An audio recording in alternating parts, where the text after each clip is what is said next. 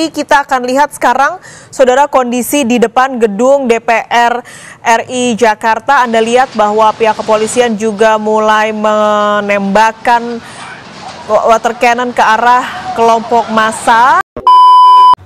Halo guys, welcome back again to my channel. Nama aku Natasha Deborah, dan di video hari ini aku bakalan ngebahas tentang hot topic yang lagi booming banget di Indonesia. Anyway, sebelum itu, buat kalian yang belum subscribe aku, kalian boleh subscribe aku dulu. 5, 4, 3, 2, 1. Thank you. So, aku bakalan ngebahas tentang RUU Ciptaker atau Omnibus Law yang baru aja diresmiin sama DPR. Jadi nggak usah lama-lama, kita langsung aja ke video. Pada awalnya memang Presiden Joko Widodo itu adalah seseorang yang melontarkan ide terhadap Omnibus Law. Namun beliau telah menyerahkan hak wewenang atas pengaturan semua RUU Ciptaker atau Omnibus Law ini kepada pihak DPR. Nah, ketika DPR sedang menyusun RUU Ciptaker, bahkan sebelum ada disahkannya Omnibus Law, itu sudah banyak banget pro dan kontra terhadap Omnibus Law ini, karena banyak banget aturan-aturan yang merugikan rakyat kecil dan menguntungkan pengusaha. Jadi kasarnya yang kaya akan semakin menjadi kaya dan yang miskin akan menjadi semakin miskin. Akhirnya penyusunan RUU Ciptaker ini sampai pada tahap akhir, di mana DPR telah mengetokkan palu dan mengesahkan RUU Ciptaker atau Omnibus Law ini pada tanggal 5 Oktober 2020. 313 mengacu kepada pasal 164 yang disampaikan tadi, maka pimpinan dapat mengambil berdasarkan pandangan-pandangan fraksi di dalam forum rapat paripurna. Cocok. Bisa disepakati? Sepakat kedua.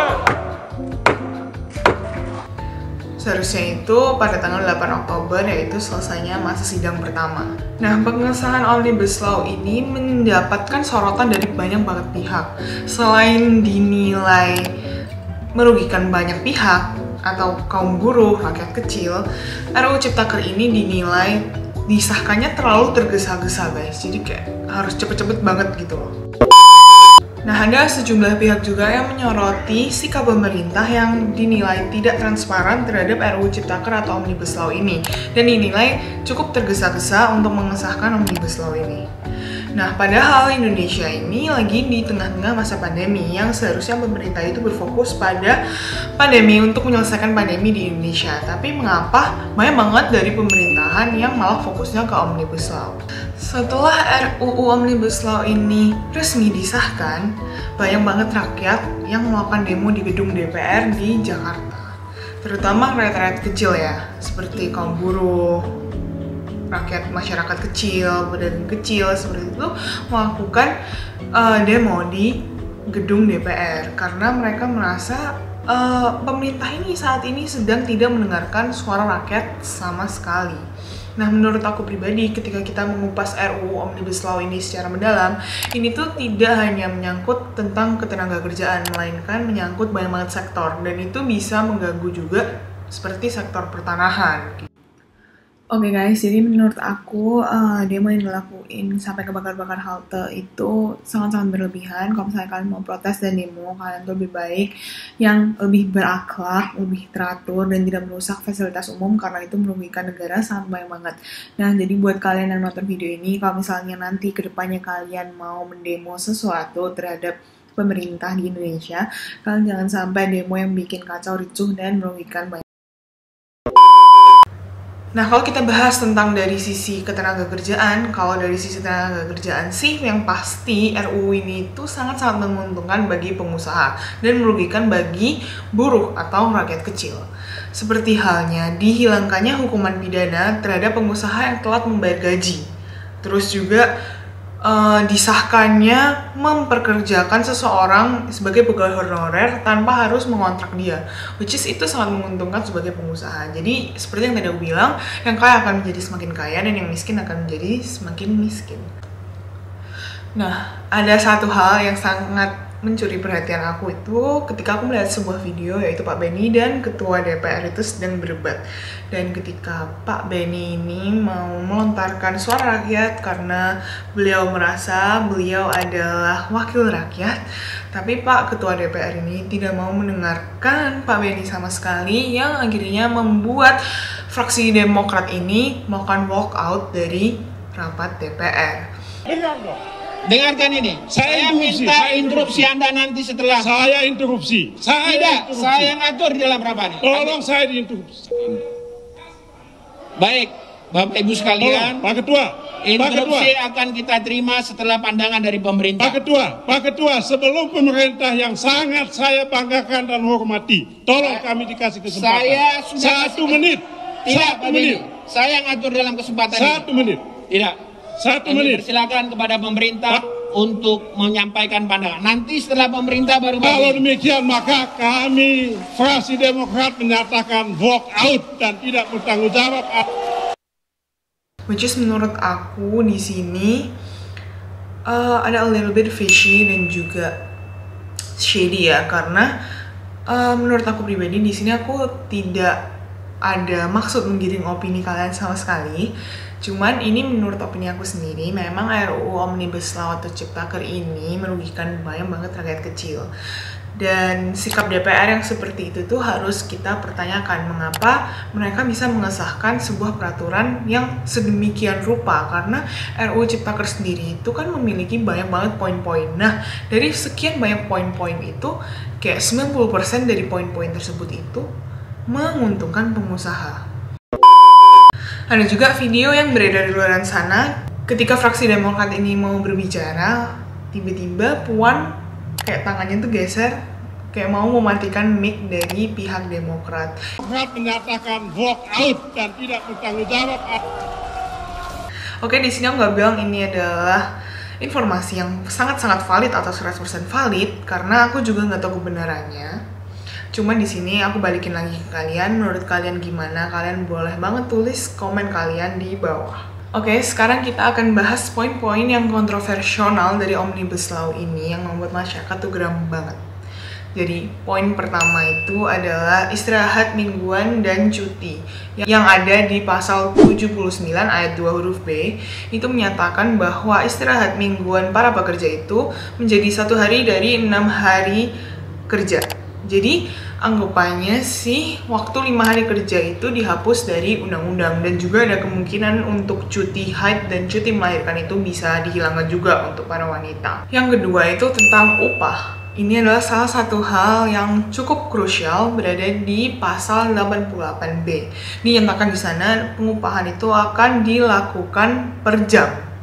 Jadi pengupahan itu akan ditetapkan berdasarkan hasil dan juga waktu. Jadi banyak orang beranggapan bahwa pengusaha itu akan melakukan pengupahan per jam. Jadi itu sangat merugikan buruh ya. Karena kalau misalnya perusahaan lagi nggak mau memperkerjakan si A hanya dipekerjakan 3 jam 1 hari per minggu, berarti gaji dia hanya 3 jam dikali gaji per jam dia dikali 7 hari, which is itu sangat-sangat kecil dan nggak mungkin cukup buat masyarakat kecil. Kemudian ada juga di pasal 88C tentang menetapkan upah minimum sebagai jaring pengaman. Itu maksudnya banyak banget masyarakat yang berasumsi bahwa pemerintah itu sedang berusaha menggoalkan untuk menghilangkan UMK atau upah minimum kabupaten. Jadi kayak UMR, UMK itu kayak mau dihapus gitu lah intinya sama pemerintah. Nah, selain upah, ada juga hal lain yang dianggap cukup kontroversial, yaitu jam kerja yang dianggap eksploitatif. Nah, jam kerja di sini tuh dinyatakan yaitu 7 jam sehari untuk 6 hari kerja dan juga 8 jam sehari untuk 5 hari kerja.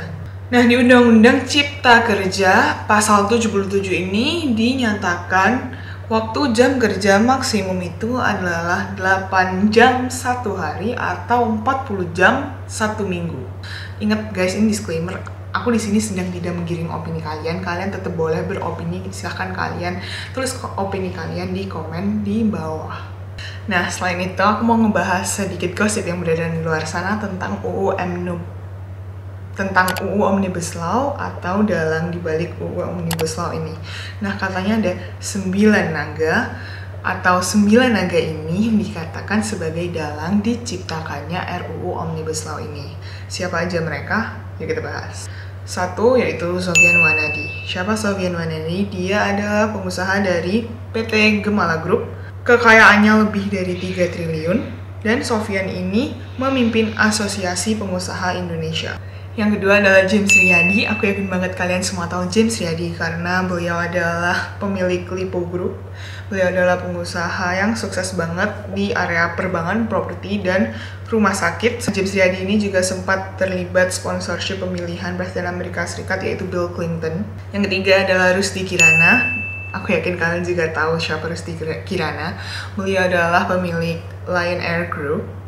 Orang kaya ke-29 versi majalah Forbes November 2013. Dengan kekayaan beliau yang mencapai US dollar 1 miliar, which is dia kaya banget guys, gila. Yang keempat ada Jacob Sutoyo. Siapa itu Jacob Sutoyo? Beliau adalah pemilik perusahaan PT Gesit Sarana Perkasa yang punya jaringan kuat untuk lobby-lobby internasional. Jadi Dewan Pengawas Center of Strategic International Studies atau yang kita kenal sebagai CSIS. Yang kelima ada Edward Suryajaya. Beliau adalah pemilik Ortus Group yang bergerak di bidang otomotif, mengeluarkan uang untuk proyek monorail. Tengah proses mengakuisisi saham PT JM hingga 90% atau mayoritasnya. Yang keenam ada Tahir. Kalian pasti tahu Tahir itu siapa? Tahir itu adalah Mayapada Group dan Forbes menyatakan bahwa Tahir itu pada Maret 2013 memiliki kekayaan sekitar US dollar 2 miliar. Gila banget coy, US dollar 2 miliar. Dan dia di peringkat ke-7 orang terkaya di Indonesia. Yang ketujuh ada Antoni Salim. Aku yakin banget kalian juga tahu siapa Antoni Salim. Antoni Salim itu yang beliau adalah pendiri PT Indofood Sukses Makmur Tbk dan PT Bogazari. Gila guys, kalian semua pasti pakai produknya dia. Itu intinya. Dia masuk dalam 10 tokoh bisnis yang paling berpengaruh pada tahun 2005. Yang ke-8 ada Tommy Winata. Tommy Winata itu siapa? Beliau adalah pemilik grup Artagraha yang bergerak di bidang perbankan, properti, dan infrastruktur. Tommy Winata ini juga pendiri dari Artagraha Peduli. Yang ke-9, aku yakin banget kalian semua tahu, bahkan kalian semua pasti pakai apa yang dia punya, yaitu Rudy Budi Hartono. Beliau adalah orang terkaya nomor 1 di Indonesia, pemilik dari Jarum dan juga BCA. Nah, itu tadi adalah 9 naga yang konon katanya adalah dalang dari semua RUU Omnibus Law atau RUU Ciptaker yang baru aja disahkan sama DPR yang membuat Indonesia geram dan masyarakatnya geram sampai demo di mana-mana.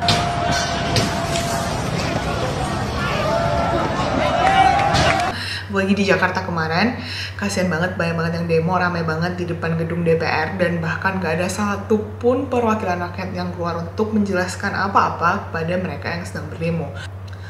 Nah, disclaimer lagi, di sini aku sama sekali nggak ada menggiring opini kalian. Ini cuman fakta-fakta yang bisa aku dapetin dan kalian bisa tulis komen kalian di bawah menurut kalian gimana. Jadi video aku hari ini sampai di situ aja. Aku harap kalian gak ada yang merasa aku menggiring opini atau gimana, karena aku nggak sedang menggiring opini kalian. Dan aku harap kalian enjoy video aku as much as I enjoy making it. Nah, buat kalian yang mau request aku buat video apa, kalian boleh banget tulis komen kalian di bawah, request video membahas tentang apa. Nah, buat kalian yang belum subscribe, silahkan subscribe aku dulu. Jangan lupa untuk like, comment, subscribe, dan juga share ke teman-teman kalian ya guys. Bye, see you guys in my next video.